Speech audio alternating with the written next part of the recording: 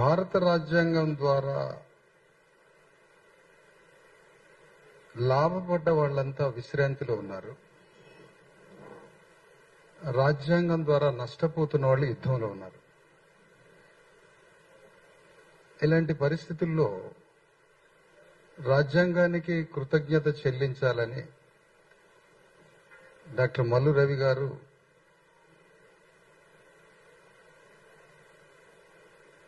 కృతజ్ఞత చెల్లించే సభగా ఈ పుస్తకాలని రాష్ట్ర వ్యాప్తంగా ప్రచురించి ప్రచారం చేస్తున్న రవి గారిని వారు కృతజ్ఞత చెల్లించినా అభినందించి తీరాల్సిందే. అంటే రెండింటికి లింక్ ఉన్నది. వారేమో కృతజ్ఞత చెల్లిస్తున్నారు, కానీ దాన్ని అభినందించాలి. కృతజ్ఞత చెల్లించడం అంటే వారిని పార్లమెంట్లోకి పంపి, ఈ దేశ పౌరుడిగా నిలబెట్టి పార్లమెంటులోకి పంపి సమస్తము, వారి తల్లిగారు 9 నెలలే తల్లి గర్భంలో ఉంది రవి గారు, కానీ డాక్టర్ అంబేద్కర్ 90 ఏళ్లు మోశాడు రవి గారిని. అంతటి పని చేస్తున్న రాజ్యాంగానికి కృతజ్ఞత చెల్లిస్తున్న ఈ సభలో పాల్గొంటున్న, ఈ కార్యక్రమంలో పాల్గొంటున్న అందరినీ అభినందిస్తూ, ఇవాళ భారతదేశంలో అతి పెద్ద మెయిన్ టాపిక్ ఎప్పటికీ ఉండే అంశము రాజ్యాంగ విషయమే. ఎందుకంటే రాజ్యాంగం మీద జరుగుతున్న దాడి, అది యాన్సిస్టర్స్ ఎనిమి, వారసత్వ శత్రువులు ఉన్నారు రాజ్యాంగానికి. ఈ రోజు శత్రువు, నిన్నటి శత్రువు, రేపటి శత్రువు కాదు. రాజ్యాంగానికి వారసత్వ శత్రుత్వం ఉన్నది. రాజ్యాంగానికి వారసత్వ శత్రువా? అవును, దానికి వారసత్వ శత్రుత్వం ఉంది. ఎప్పటి నుంచి ఉంది? వేల సంవత్సరాల నుంచి రాజ్యాంగం మీద, ఆ వాక్యం మీద శత్రుత్వం ఉంది. ఎందుకంటే రాజ్యాంగ రచనా శిల్పి అయిన అంబేద్కర్ వయసు 65 సంవత్సరాలు కాదు, ఆయన వయసు 2500 సంవత్సరాలు. ఎందుకంటే ఆయన తీసుకున్న ఆలోచన యొక్క స్వరూపము బుద్ధుడి హృదయంతో భారతదేశాన్ని కట్టాలనుకున్నాడు అంబేద్కర్. బుద్ధుడి హృదయాన్ని భారతదేశంలో ఉన్న 140 కోట్ల మంది హృదయంతో కట్టాలనుకుంటున్నాడు. బుద్ధుడి హృదయాన్ని దేశవ్యాప్తంగా కట్టాలనుకుంటున్నాడు. కాబట్టి బుద్ధుడి మీద ఎవరైతే దాడి చేశారో ఆ దాడి చేసిన వారసత్వమే ఈరోజు రాజ్యాంగం మీద దాడి చేస్తా ఉంది. అంటే ఇది యాన్సిస్టర్స్ ఎనిమి, వారసత్వ యుద్ధం సాగుతా ఉంది ఈ వాక్యం మీద. ఇప్పుడు బుద్ధుడు సామాజిక ప్రజాస్వామ్యం చెప్పాడు. సామాజిక ప్రజాస్వామ్యం అంటే అది అర్థం కాని భాష ఏం కాదు, సహజీవన సూత్రం, అందరం కలిసి మెలిసి బ్రతకడం. ఈ సింపుల్ విషయం ఈ దేశానికి నచ్చలేదు. ఈ దేశంలో స్థానం లేదు. అందరం కలిసి మెలిసి బ్రతకడం అనే ఒక సహజీవన సామాజిక సూత్రం ఈ దేశానికి నచ్చల. అంటే ఎవరూ మనుషులు కలవద్దు అనేది ఈ దేశంలో ఉన్నటువంటి ఒక వాక్యం. రాజకీయ ఆర్థిక ప్రజాస్వామ్యం రావాలంటే కండిషన్ గా సామాజిక ప్రజాస్వామ్యం ఉండి తీరాల్సింది. సామాజిక ప్రజాస్వామ్యాన్ని పునరుద్ధరించడానికి సాంఘిక ప్రజాస్వామ్యం లేకుండా రాజ్యం లేదు, రాజ్య పరిపాలన లేదు. ప్రాథమికంగా ఈ దేశంలో సామాజిక ప్రజాస్వామ్యం అనే సామాజిక సంస్కృతిని ప్రారంభించినటువంటి గౌతమ బుద్ధుడు, దానికి రాజ్య స్వరూపం, బుద్ధుడు ఫిలాసఫర్ అయితే దానికి రాజ్య స్వరూపమే సామ్రాట్ అశోక చక్రవర్తి. ఈ ఇద్దరి యొక్క ఆలోచన యొక్క పరంపర స్వరూపం డాక్టర్ అంబేద్కర్. కాబట్టి బుద్ధుడి మీద ఎంత భయంకరమైన దాడి జరిగిందో, సామ్రాట్ అశోక చక్రవర్తి మీద ఎంత భయంకరమైన దాడి జరిగిందో, ఆ దాడి యొక్క కొనసాగింపే ఈరోజు రాజ్యాంగం మీద జరుగుతున్న దాడి. అయితే బాధాకరమైన విషయం ఏంటంటే అంబేద్కర్ కి, రాజ్యాంగానికి కాన్స్టిట్యూషన్ ఆర్మీగా తయారు కావాల్సింది ఎవరు? కాన్స్టిట్యూషన్ ద్వారా లాభపడ్డవాళ్ళు. అంటే ఫోర్ ఫ్రంటల్ ఆర్మీ ఎవరు? అసలు రాజ్యాంగాన్ని రక్షించే ఆర్మీ ఎక్కడి నుంచి రావాలి? రాజ్యాంగం ద్వారా లాభపడ్డ వాళ్ళ నుంచి రావాలి, బాధిత వర్గం నుంచి రావాలి. కానీ ఈ దేశం అంతా దాదాపు 100 కోట్ల పైన రాజ్యాంగం ద్వారా లాభపడ్డ ప్రజలు ఉండగా రాజ్యాంగాన్ని మార్చాలని 10 కోట్ల మంది అనుకుంటున్నారంటే మనం ఎంత మౌనంగా ఉండడం వల్ల ఆ నిర్ణయం అక్కడ జరుగుతుంది. అంటే ఎవరి నుంచి దాని పట్ల స్పందన లేకపోవడం.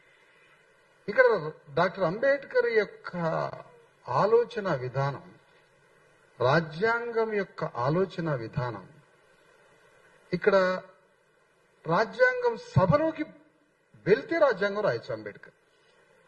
రాజ్యాంగ సభలోకి అంబేద్కర్ వెళ్తే రాజ్యాంగ సభలోకి వెళ్తే రాజ్యాంగం రాయొచ్చు. అంటే సభలోకి వెళ్తే రాజ్యాంగం రాయడం అంటే ఏంటి? సామ్రాట్ అశోక చక్రవర్తి రాజ్యాన్ని పునర్జీవింపజేస్తాడు అంబేద్కర్ అని అర్థం. అంటే అంబేద్కర్ రాజ్యాంగ సభలోకి ప్రవేశించి రాజ్యాంగం రాస్తున్నాడంటే బుద్ధుణ్ణి మళ్ళీ బతికిస్తున్నాడని అర్థం. ఇది అర్థమైపోయింది వారసత్వ శత్రువుడికి. వారసత్వ శత్రువుకి వెంటనే అర్థమైపోయింది. కాబట్టి బుద్ధుడు మళ్ళా బతికితే బ్రాహ్మణీయ చాతుర్వర్ణ వ్యవస్థ కూలిపోయే ప్రమాదం ఉంది. ఒక వాల్యూ ఎంటర్ అవుతుంది. కాబట్టి బ్రాహ్మణీయ చాతుర్వర్ణ వైదిక వ్యవస్థ మళ్ళీ కూలిపోతుంది. కాబట్టి దాన్ని సృష్టించిన వారు మళ్ళీ రివైవ్ అయ్యారు.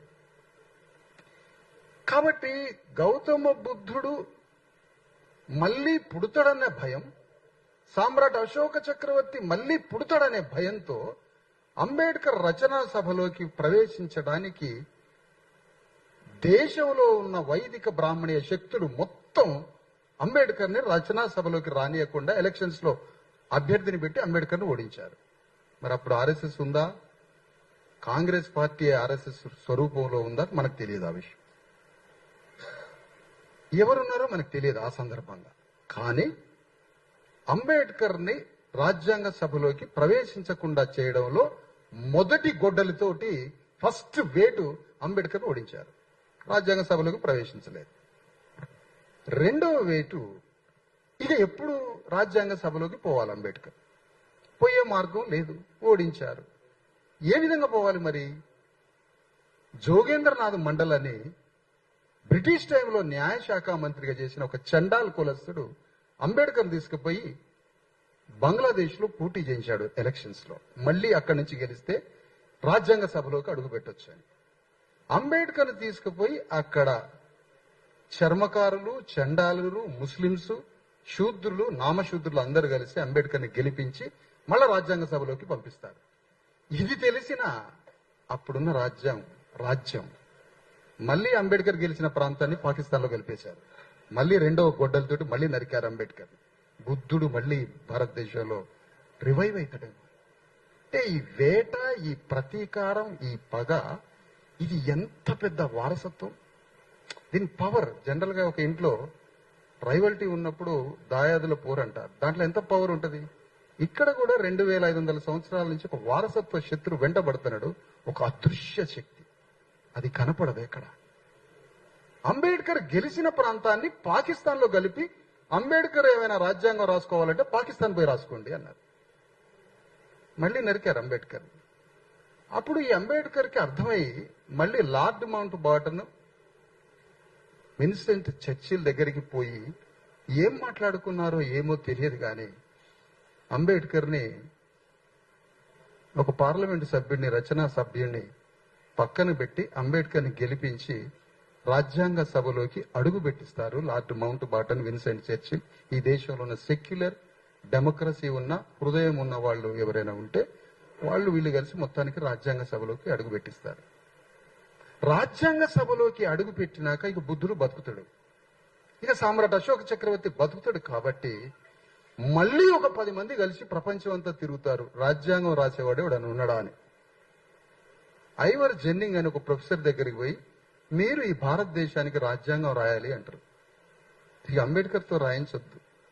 ఐవర్ జెన్నింగ్ వస్తే బుద్ధుని చంపొచ్చు, ఐవర్ జెన్నింగ్ వస్తే సామ్రాట్ అశోకుని చంపొచ్చు.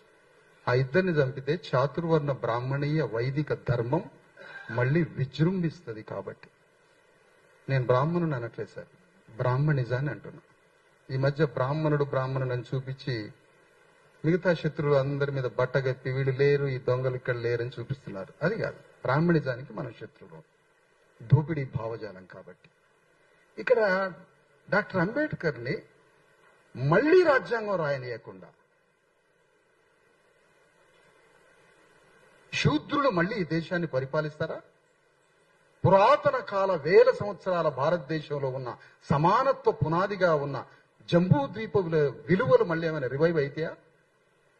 జంబూద్వీప విలువలు మళ్ళీ పునర్జీవింపబడి కులం లేని, మతం లేని, వర్ణం లేని మళ్ళీ దేశం ఒకటి ఏర్పడుతుందా? కాబట్టి మళ్ళీ అంబేద్కర్ మళ్ళీ రాయద్దు రాజ్యాంగం. పాప ఐవర్ జెన్నింగ్ దగ్గరికి పోయేసరికి ఆయన ఏమన్నాడంటే, ప్రైవేట్ సంభాషణలు ఇవన్నీ ఎక్కడెక్కడ ఉన్నాయో చూసుకొని బయటికి తీద్దాం. ప్రపంచమే ఒక దేశంగా మారితే ఆ దేశానికి రాజ్యాంగం రాసే దమ్మున్నాడు అంబేద్కర్. ఆయన వదిలిపెట్టి నా దగ్గరికి ఎందుకు వచ్చారని. ఇది ఐవర్ జెన్నింగ్ అన్నమాట. తిరిగి వచ్చారు పాపం, మళ్ళీ దేశానికి వచ్చి అంబేద్కర్తో రాజ్యాంగం రాయించితే అప్పుడు మళ్ళీ బుద్ధుణ్ణి పుట్టించడానికి రాజ్యాంగం రాశాడు అంబేద్కర్. సమ్రాట్ అశోక చక్రవర్తి జాతీయ ధర్మ చక్రాన్ని. భారతీయ సంస్కృతి అంటే భారతీయ సంస్కృతి, భారతీయ సంస్కృతి అని రోజు వింటా ఉంటాం. భారతీయ సంస్కృతి అంటే అశోకుడి ధర్మచక్రమే భారతీయ సంస్కృతి, ఇంకేమీ లేదు ఇక్కడ.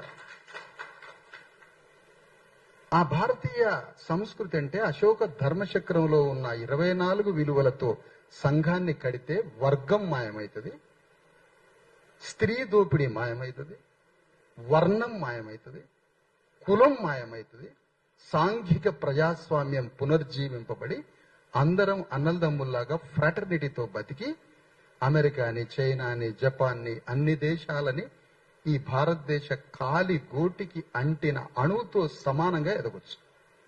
కాబట్టి దేశ బ్రాహ్మణీయ వ్యవస్థ పాపం వాళ్ళు కూడా అంతమైపోయారు. అన్ని తలుపులు వేసుకొని ప్రపంచానికి ఉన్న 4 దిక్కుల తలుపులు బంద్ చేసుకున్నారు. ఆ విధంగా డాక్టర్ అంబేద్కర్ రాజ్యాంగం రాసి దాన్ని భారతదేశంలో ఉన్న ప్రతి హృదయాన్ని కట్టాలనుకున్నాడు. కానీ ఈ దేశ శూద్రులు రాజ్యాంగం ద్వారా లాభపడ్డారు, రాజ్యాంగ పండు తిన్నారు, కానీ రాజ్యాంగంలో సోల్ పట్టుకోలేకపోయారు. రాజ్యాంగం పండు తిని రాజ్యాంగ స్ఫూర్తిని పట్టుకోలేని ప్రజల్లో దానికి కృతజ్ఞత చెల్లించుకోవాలి అని బయలుదేరాడు మల్లురవి గారు. చాలా గ్రేట్ మ్యాన్.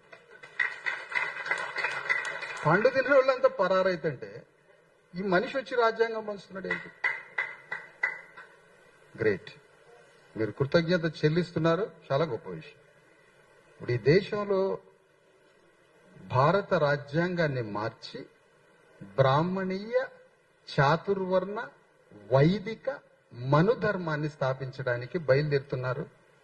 దాన్ని ప్రతిఘటించడానికి, అడగడానికి, ప్రశ్నించడానికి రాజ్యాంగం పండుదిన్న 120 కోట్ల మందిలో ఉద్యమించట్లేదనేది మన కళ్ళ ముందు ఉన్నటువంటి పరిస్థితి. ఇక్కడ రాజ్యాంగం అంబేద్కర్ ఇంట్రడ్యూస్ చేసేటప్పుడు 2 వైరుధ్యాలతో ఈ దేశం ప్రయాణం అవుతుంది అన్నాడు. ఏంటి వైరుధ్యాలు? మా అమ్మగారు అంటే ఉదాహరణకి ఈ దేశానికి రాజ్యాంగ అధిపతి ప్రణబ్ ముఖర్జీ గారు ఉంటే వారి అమ్మగారు ఏం చెప్పారంటే, వారికి నాయన చర్మకారుల ఇంటికి రానియద్దు నాయన, వారికి మంచినీళ్లు కూడా ఇయ్యద్దు, వారితో స్నేహం చేయొద్దని వారి అమ్మగారికి ఒక వాక్యం వచ్చింది 3000 సంవత్సరాల నుంచి. ఆ వాక్యంతో పెరిగి పెద్దవాడయ్యాడు ప్రణబ్ ముఖర్జీ. వారు రాష్ట్రపతి అయ్యారు. రాజ్యాంగం చెప్తుంది చర్మకారుడికి మంచినీళ్ళు ఇవ్వడమే కాదు, సింహాసనం మీద కూర్చోబెట్టమని. ఇప్పుడు రాజ్యాంగం చెప్పినట్టు వినాలా ప్రణబ్ ముఖర్జీ గారు? వారి అమ్మ మాట దేవత అని వినాలా? తల్లి మాట వేదవాక్కు, అమ్మ దేవత అనాలా, అమ్మ దెయ్యం అనాలా? ఇప్పుడు ఏ నిర్ణయం తీసుకోవాలి ప్రణబ్ ముఖర్జీ గారు? అమ్మ మాటే దేవత వాక్యం ప్రణబ్ ముఖర్జీ గారికి. అందుకే ఈ దేశం కొలాప్స్ అయిపోయింది, నాశనం అయిపోయింది. ఎందుకంటే అమ్మా నాన్నల్ని గౌరవించాలి కదా, అమ్మా నాన్నల్ని గౌరవించాలి. కాబట్టి చాతుర్వర్ణ, వైదిక, మనువాద వాక్యము 7 లక్షల కోట్ల కణాలలోకి పోయి మనిషి మీద వాక్యం సర్వాధికారి కూర్చుంది. మానవుడి మీద మనిషిని డ్రైవ్ చేస్తుంది మనుధర్మ వాక్యం. కాబట్టి ఈ దేశంలో దానికి కౌంటర్ థాట్ లేకుండా అయిపోయింది. ఆలోచనకి ప్రతి ఆలోచన లేదు. ప్రకృతిలో బలం ఉంటుంది, ప్రకృతిలో బలం ఉంటుంది. బలానికి ఆక్రమించే గుణం ఉంటుంది.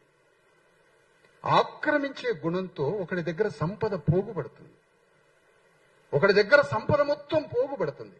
అది భూమి కావచ్చు, రాజ్యం కావచ్చు, సంపద కావచ్చు, పోగుపడుతున్నది, పర్వతంలాగా పోగుపడుతుంది. దానికి ప్రతిబలంగా మార్క్సిజం వచ్చింది. మళ్ళీ బలంతో దాన్ని ఢీ కొట్టాలని. బట్ అంబేద్కర్ ప్రతిబలం వద్దన్నాడు, బలానికి ప్రతిగా బలం వాడొద్దన్నాడు. ప్రకృతి పదార్థంలో వస్తున్న బలాన్ని నియంత్రించడానికి పదార్థంలో హృదయం పుట్టాలన్నాడు అంబేద్కర్. హృదయాన్ని పుట్టించాడు అంబేద్కర్. అదే కల్చరల్ వాల్యూస్. అందుకనే మన ప్రీఆక్యుపైడ్ బ్రెయిన్ లో ఉన్న ఆలోచనలతోటి ఈ ప్రపంచాన్ని చూస్తున్నాం. దాన్ని తీసేయాలి. ఒక భౌతిక ప్రపంచాన్ని కట్టాలంటే ముందు మనిషికి మానసిక ప్రపంచాన్ని కట్టాలి. ఆ మానసిక ప్రపంచాన్ని కట్టడానికి డాక్టర్ అంబేద్కర్ బలానికి బలం వాడలే, మార్క్సిజాన్ని ఆయుధంగా తీసుకోలే. అంబేద్కర్ దాన్ని వ్యతిరేకించి పదార్థంలో హృదయాన్ని పుట్టేయాలనుకున్నాడు. హృదయాన్ని పుట్టియడం ద్వారా ఏ విలువలు ప్రతిపాదిస్తుందో వైదిక బ్రాహ్మణీయ చాతుర్వర్ణ మనువాద వాక్యానికి మళ్ళీ ప్రతిగా వాక్యాన్ని తీసుకొస్తున్నాడు అంబేద్కర్. ఒక కొత్త విలువని, కులం లేని, మతం లేని, వర్గం లేని, వర్ణం లేని, స్త్రీ వివక్షత లేని, ఒక అందరం కలిసి ఉండే భూటాన్, థాయిలాండ్, అనేక దేశాలు, స్టేట్లెస్ సొసైటీలు అనేక దేశాలు, పోలీస్ లేని రాజ్యం, అసలు లీడర్ లేని రాజ్యం, ఇలాంటి అనేక దేశాలలో నుంచి ఒక ప్రపంచానికి వెలిగిస్తున్న అనేక దేశాల కన్నా ఎంతో పెద్ద దేశంగా తయారు కావాల్సిన ఈ దేశంలో భారత రాజ్యాంగం యొక్క విలువల్ని దేశం మొత్తం కట్టాలనుకున్న అంబేద్కర్ కలలు ధ్వంసమైపోయాయి. అందుకని మా దళితులు, బీసీలు పొద్దున్న లేస్తే అగ్రవర్ణాలు తిడతా ఉంటారు. ఇంతకన్నా పెద్ద నేరం లేదుగా. లేదా ఆర్ఎస్ఎస్ని తిడతారు, లేకపోతే నాగపూర్ని తిడతారు. కానీ డాక్టర్ అంబేద్కర్ 100 కోట్ల మందికి పండ్లిచ్చి, రాజ్యాంగ ఆయుధాలిచ్చి, 1,00,000 పేజీల తాత్విక దర్శనాన్నిచ్చి ప్రపంచం మీద యుద్ధం చేయని తన పండు తిన్న బీసీ ఎస్సీ ఎస్టీలకి చెప్తున్నాడు అంబేద్కర్. ఈ వదిలిపెట్టి బాడీలో ద్వేష గుణం ఉంటుంది కదా, బ్రాహ్మణులు తిట్టడమే ఒక పని కాదు, విమర్శించి మన ప్రోగ్రామ్ ఏంటి, డోంట్ అపోజ్ వితౌట్ ప్రపోజ్. నీ ప్రపోజ్ ఏంటి అసలు, నీ ప్రతిపాదన ఏంటి? నీకు ఫిలాసఫీ ఇచ్చిండు అంబేద్కర్, 1,00,000 పేజీల తాత్విక ఆయుధాలు ఇచ్చిండు డాక్టర్ అంబేద్కర్. దాంతో యుద్ధం చేసి నీ ప్రపంచాన్ని నిర్మించుకో, నీ రాజ్యాన్ని నిర్మించుకో. అట్లా ఒకే ఒక్కడు అంబేద్కర్ హృదయంతో బయలుదేరి మళ్ళీ బుద్ధుడి రాజ్యాన్ని, సామ్రాట్ అశోక రాజ్యాన్ని నిర్మించడానికి బయలుదేరిన లెగసీ ఉంది ఇక్కడ ఈ దేశంలో. సామ్రాట్ అశోకుడి తర్వాత తాత్వికంగా సంత్ రవిదాస్ బయలుదేరిండు, బౌద్ధ భిక్షువులు బయలుదేరిండు, రవిదాస్ తర్వాత కబీర్ బయలుదేరిండు, కబీర్ బోధనతో శివాజీ రాజ్యం వచ్చింది, శివాజీ ఆలోచనలతో జ్యోతిరావు ఫూలే వచ్చాడు, జ్యోతిరావు ఫూలేతో సాహు మహారాజ్ వచ్చాడు, పక్కన కర్ణాటకలో బసవేశ్వరుడు వచ్చాడు, యోగి వేమారెడ్డి వచ్చాడు, వీర బ్రహ్మం గారు వచ్చారు, దేశంలో కరుణానిధి వచ్చాడు, అనేక మంది వచ్చారు. వాక్యానికి పరంపర తాత్విక దర్శనంతో యుద్ధం చేస్తే రాజ్యం వస్తుంది. ఆ రాజ్యం సామ్రాట్ అశోకుడిదై ఉన్న రాజ్యం వస్తుంది. కాబట్టి బీసీ ఎస్సీ ఎస్టీలు మాకు న్యాయం కావాలి సార్ అని అడగకుండా, నీకు తత్వశాస్త్రం ఉంది, రాజ్యాంగ ఆయుధాలు ఉన్నాయి, మా ఇంట్లో 4 ఓట్లున్నాయి సార్, మేము 25,000కి అమ్ముడు పోవడానికి సిద్ధంగా ఉన్నాం కాకుండా, అంబేద్కర్ ఇచ్చిన 6 అడుగుల తళతళ మెరిసే ఓటు ఖడ్గంతో రాజ్యాన్ని తెచ్చుకొని, డాక్టర్ అంబేద్కర్ సామ్రాట్ అశోక చక్రవర్తి కలలు కన్న రాజ్యాన్ని స్థాపించడం, పునర్నిర్మించడం. డాక్టర్ అంబేద్కర్ అంటే అంటరాని 60 కిలోల శరీరం కాదు. గౌతమ బుద్ధుడి నుంచి అశోక చక్రవర్తి మీదుగా, సంత్ రవిదాస్ శివాజీ మహారాజు మీదుగా, జ్యోతిరావు ఫూలే మీదుగా వస్తున్న ఒక వాక్యమే అంబేద్కర్. థాట్, బాడీ కాదు అంబేద్కర్. చాలా మంది ఇప్పుడు రిలీఫ్ కావచ్చు, చాలా మంది అంబేద్కర్ అని అంటరాని వాడట కదా. కాదు, వాక్యం. అంబేద్కర్ అంటే వాక్యం, బాడీ కాదు. అంబేద్కర్ అంటే థాట్, బ్రెయిన్, ఆలోచన. బుద్ధుడి హృదయం అంబేద్కర్ అంటే. సామ్రాట్ అశోక చక్రవర్తి పరిపాలన దక్షత అంబేద్కర్ అంటే. అది ఒక వాక్యం, అది శరీరం కాదు, అది మీడియం మాత్రమే. తన రక్త మాంసాలు వాక్యాన్ని పంపించే మీడియం మాత్రం. కాబట్టి ఇలాంటి పరిస్థితుల్లో మనం నేర్చుకోవాల్సింది, కాన్స్టిట్యూషన్ ఆర్మీగా బయలుదేరి పైనుంచి వస్తున్న ఒక వాక్య లెగసీ ఏదైతే వారసత్వ సంపద ఉందో, చాతుర్వర్ణ వైదిక బ్రాహ్మణీయ మనువాద వాక్యానికి కౌంటర్ గా అంబేద్కర్ ప్రతిపాదించిన తత్వవాక్యం ఏదైతే ఉందో, దానికి ఆర్మీగా బయలుదేరి యుద్ధం చేస్తే మన రాజ్యం వస్తుంది. ఈ నాగపూర్ కౌంటర్, ఆర్ఎస్ఎస్లు, ఈ రాజ్యాంగ వ్యతిరేక శక్తులు ఇవన్నీ ఉఫ్ అంటే గాలిలో ఎగిరిపోతాయి మనం కలిస్తే. అసలైన తొలి వెలుగు. ఫాలో వాట్సాప్ @తొలి వెలుగు అఫీషియల్.